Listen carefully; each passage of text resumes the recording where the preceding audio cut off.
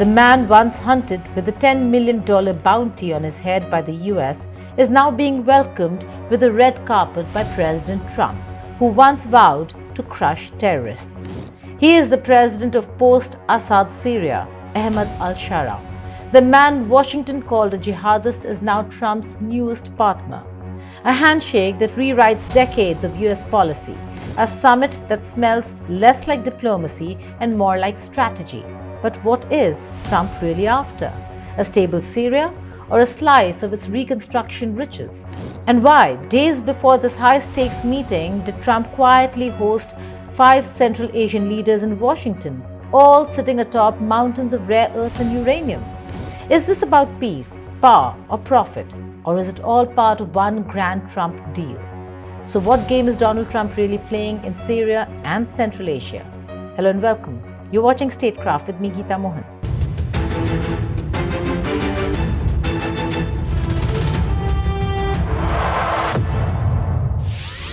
Just months ago, Syria was still a pariah, its president a wanted man. Ahmed al-Shara, once Abu Muhammad Golani, was branded a terrorist by the same government, now welcoming him to the White House. But after al-Shara overthrew Bashar al-Assad with the help of the United States of America, particularly CIA, in late 2024, he reinvented himself, trading the AK-47 for a presidential suit. Trump now calls him a tough young guy doing a great job. Sanctions lifted, UN restrictions eased, and the world suddenly clapping for a former militant turned statesman. So what's behind this sudden US pivot? Redemption? Realpolitik? Iran? Or raw resource hunger? Let's call it what it is. A Trump power play. Because every time the world thinks Trump has flipped the script, he's really writing a new one. Ahmed al-Shara's rise is one of the wildest twists in modern Middle Eastern or West Asian politics. Once a shadowy commander of Hayat Tahrir al-Sham, a group born from al-Qaeda's wreckage, al-Shara fought US troops in Iraq, led insurgencies across Idlib, and was hunted for years by the CIA. Washington had him listed as a global terrorist, complete with a $10 million bounty and satellite drones tracking his every move. But war rewrites alliances.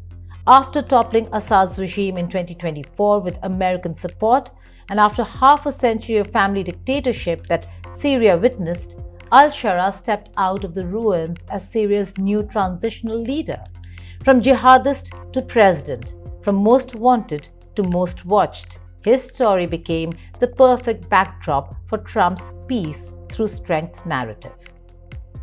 And Trump seized the moment.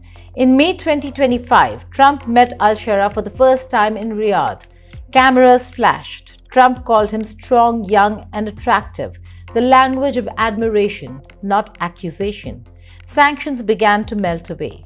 The US delisted HTS from its terrorist registry by July.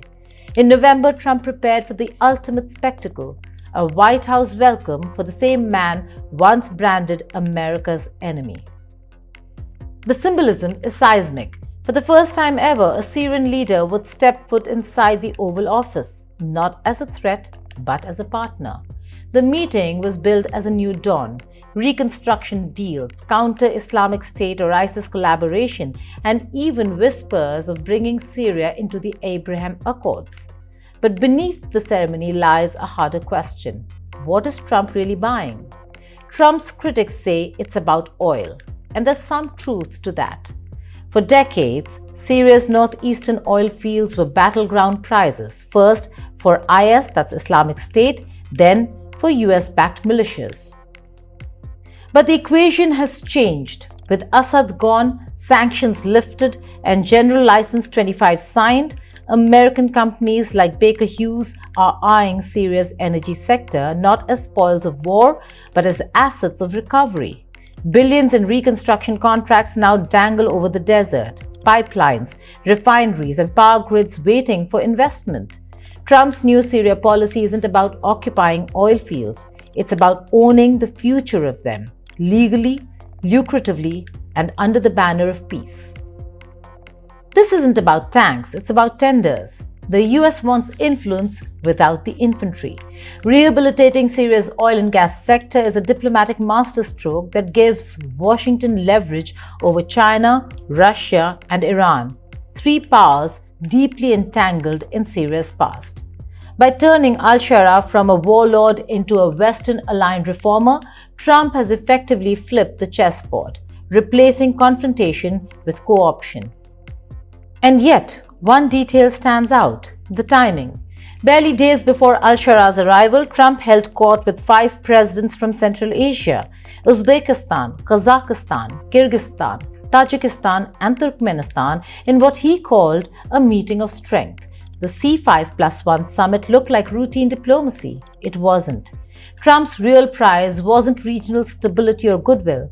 It was minerals, rare earths, uranium, lithium, the invisible gold fueling modern technology, AI systems, and fighter jets. Central Asia holds massive reserves of these minerals, especially Kazakhstan and Uzbekistan, and Trump knows whoever controls them controls the future. Trump boasted, "I understand its importance."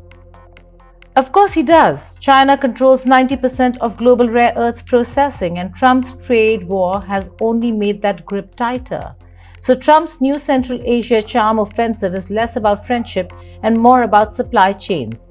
Kazakhstan recently discovered a staggering 20 million tons of rare earths metals in Karagandi, nearly half of China's total. Trump's reaction? Swift and strategic.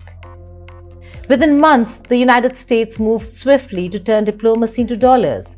Washington signed $12.4 billion worth of trade deals across Central Asia, a clear signal that economic engagement was now the front line of American influence. Uzbekistan quickly became the star partner. Tashkent inked a landmark deal to purchase 22 Boeing Dreamliners worth nearly $8 billion, a move that not only boosted US exports but also tied Uzbekistan's aviation future to American industry. Not to be left behind, Kazakhstan followed with a massive $4.2 billion agreement with Wabtec to modernize its railways and locomotive fleets. For the region, it was a promise of growth. For Washington, it was leverage, a quiet economic counterweight to China's Belt and Road. Trump called it the largest railroad equipment purchase in history. But it's not about locomotives, it's about loyalty. Because minerals, not missiles, are the new weapons of power. Trump is building what looks like a mineral alliance, from oil in Syria to rare earths in Kazakhstan, a network designed to bypass China and outmaneuver Russia. Then comes the wildcard, Tajikistan. At the crossroads of Afghanistan, China, and Central Asia sits the Aini Air Base, once India's only overseas military post. India pulled out in 2022 under pressure from China and Russia. Now that same base looms large in Trump's calculus. With the US rebuilding ties in the region and China expanding influence through the Belt and Road, the Aini base is no longer just a runway, it's leverage. Washington knows geography is destiny. Re-establishing American presence, even diplomatically, in Tajikistan and its neighborhood sends a clear message. The US is back in the heart of Eurasia. And that's where Trump's 2 meetings with al-Shara and the C5 leaders connect. On the surface, they seem unrelated. One man once called a terrorist, 5 presidents once in Moscow's orbit. But Trump's diplomacy thrives on shock value and connection. Syria gives him entry into the Arab world's next reconstruction boom. Central Asia gives him the minerals to fuel America's next industrial wave. Together they form a bridge, a geopolitical corridor stretching from the Mediterranean to Mongolia. Call it the Trump Silk Road, a fusion of energy, minerals, and diplomacy that redraws old maps in Washington's favor. But there's another layer: Israel.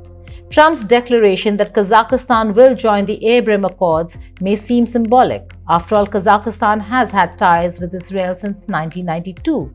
But symbolism is power. By adding Kazakhstan, Trump breathes new life into his signature foreign policy trophy, the Accords. But what if Syria also joined the Abraham Accords? Yes, Syria. Imagine the headlines. former enemy of Israel, led by a man once labeled a terrorist, signing a US brokered peace with Tel Aviv. It's outrageous, improbable even, and perfectly Trumpian. To make that happen, Trump needs two things: regional stability and economic carrots, lifting sanctions, offering reconstruction aid, and promising investment. That's how he turns al-Shara into a peace partner and Syria into a prize. But this shift comes with risk. Decades of US sanctions, travel bans, asset freezes, arms embargoes weren't meant to disappear overnight. Many still linger under congressional oversight. But Trump doesn't wait for slow bureaucracy. He pushes, proclaims, and lets the system scramble to catch up. The UN has already followed Washington's lead, voting to lift key sanctions on Syria's new leadership. If Syria were to join the Abraham Accords, it would mark a major strategic defeat for Iran. Iran has long relied on Syria as the backbone of its axis of resistance, linking Iran, Hezbollah, and other proxies to project power against Israel and the US. A Syria-Israel normalization would break that chain, weaken Iran's military foothold, and curb its regional influence. Already under pressure from Israeli airstrikes on its assets in Syria, Iran faces growing isolation. Viewing the Abraham Accords as a US-led effort to encircle it, Tehran has sought to counter through proxy conflicts and alternative alliances. But if Damascus embraces the Accords, Iran's influence in the Levant could crumble, forcing it to rethink its strategy in a region tilting toward a US-backed order. Now, Trump's White House is preparing to unlock billions in frozen assets and reconstruction funding, paving the way for American firms to re-enter Syria. It's less about forgiveness, more about first-mover advantage. Whoever rebuilds Syria owns Syria's future, and Trump wants America to be first in line. Diplomatically, this marks a remarkable reversal, from drone strikes to dinner diplomacy, from enemy combatant to White House guest, from isolation to integration. Trump's gambit redefines what US foreign policy looks like: less moralistic, more mercantile. He doesn't ask, was this man a terrorist? He asks, can this man deliver stability and deals? To Trump, loyalty is negotiable. Results are not. Every move reflects his transactional instinct. He turned a former adversary into an ally in Syria. He turned neglected Central Asian republics into mineral partners. And now he's turning the Middle East, that's West Asia, peace process into a brand extension, Abraham Accords 2.0. Critics call it reckless, supporters call it pragmatic, but everyone agrees it's bold. Because for Trump, diplomacy isn't about doctrine, it's about deals. The pieces are starting to fit together.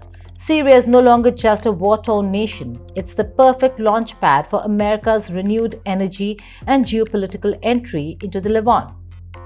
Controlling that space means influencing routes, reconstruction, and future pipelines that touch the Mediterranean.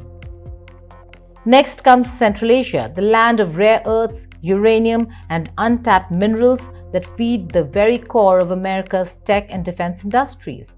From Kazakhstan's uranium to Tajikistan's lithium, the region is a silent treasure chest for the next generation of military and AI infrastructure. In short, Trump is redrawing US power along a new axis.